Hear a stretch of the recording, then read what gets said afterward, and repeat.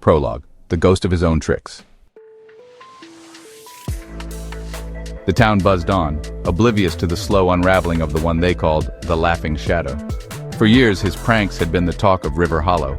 A pie in the mayor's face during a council meeting, rubber snakes coiled in the librarian's drawers, and even the infamous floating picnic where the prankster had tied helium balloons to sandwiches at the park, sending lunch straight to the skies. Each trick had left laughter and confusion in its wake, but behind the curtain of merriment, the prankster himself felt the laughter fading into echoes. The pranks had started as small seeds of joy, attempts to shake loose the monotony that gripped the townsfolk. He'd watch from the shadows as people gasped, giggled, and sometimes applauded his cleverness. But over time, the town's laughter began to sting. Whispers began to grow. A nuisance, a child, a lonely fool who can't face life like the rest of us. The prankster's name became a symbol of chaos rather than joy. His once harmless hijinks now seen as disruptions rather than gifts.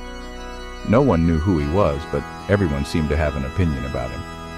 He was a ghost in his own town, seen but unseen, his pranks growing like chains that weighed heavier with each passing day. In his small attic home, tucked above the old bakery, he stared at his bag of tricks. A whoopee cushion, a collection of prank rubber masks, a voice recorder, all dusty relics of his fading enthusiasm. He no longer experienced the thrill of executing a brilliant punk maneuver. Instead, he felt hollow, haunted by the weight of his reputation for any simple or boring jokes. One cold March evening by candlelight, he wrote quickly in his notebook. The town needed more than just laughter, it needed reawakening.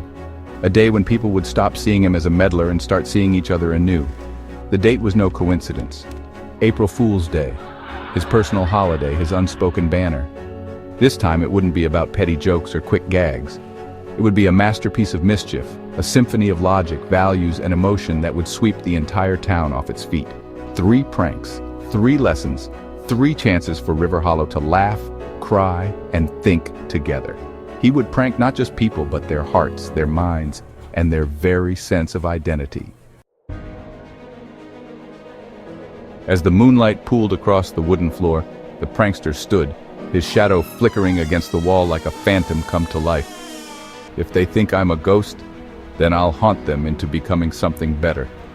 He clasped his notebook tight, his plan complete. April Fool's Day would be the stage for his grandest act. By its end, the town would be laughing, crying, and thinking like never before. And for the first time in years, he felt alive. In a quaint, bustling town known for its stifling routines and growing apathy, a mysterious prankster emerges. This anonymous figure, wearing a plain black mask, believes the town has grown too divided, too lost in its own silos.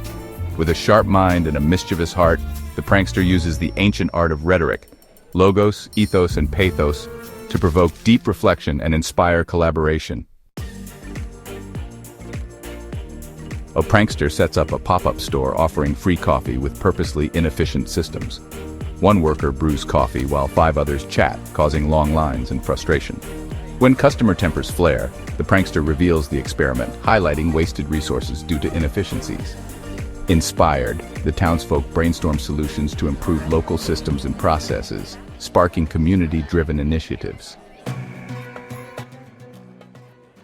The false hero.